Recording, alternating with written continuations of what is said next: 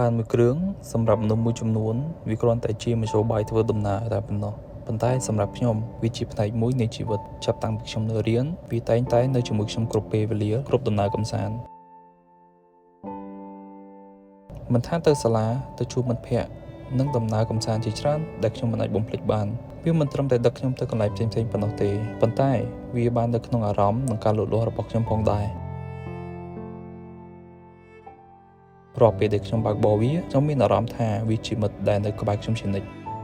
ថ្ងៃមួយអ្វីៗត្រូវបានផ្លាស់ប្ដូរទាំងស្រុង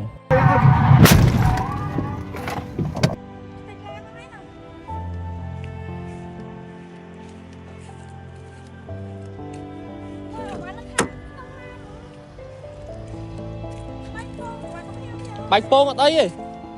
អ្វីក្នុងឡានអត់អី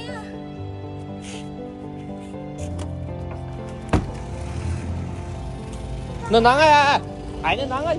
គ្រោះថ្នាក់ចរាចរណ៍មួយបានយកអ្វីៗពីខ្ញុំមិនត្រឹមតែឡានប៉ុណ្ណោះទេប៉ុន្តែថែមទាំងធ្វើខ្ញុំរងរបួសទៀតពេលនោះវាជាពេលដែលខ្ញុំពិបាកបំផុតក្នុងជីវិតរបស់ខ្ញុំ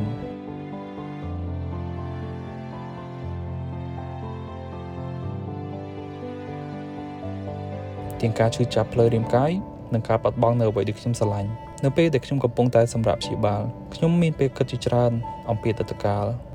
ទាំងអស់ដែលខ្ញុំធ្លាប់បានធ្វើជាមួយវា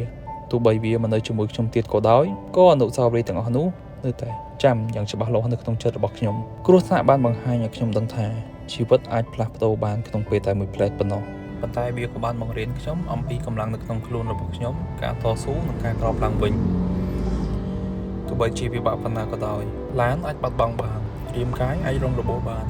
ប៉ុន្តែចិត្តនិងអនុស្សាវរីយ៍វានឹងនៅជាមួយខ្ញុំជានិច្ចហើយខ្ញុំនឹងត្រឡប់មកវិញជាមួយនឹង project ថ្មីមួយទៀតក្នុងពេលឆាប់ៗនេះ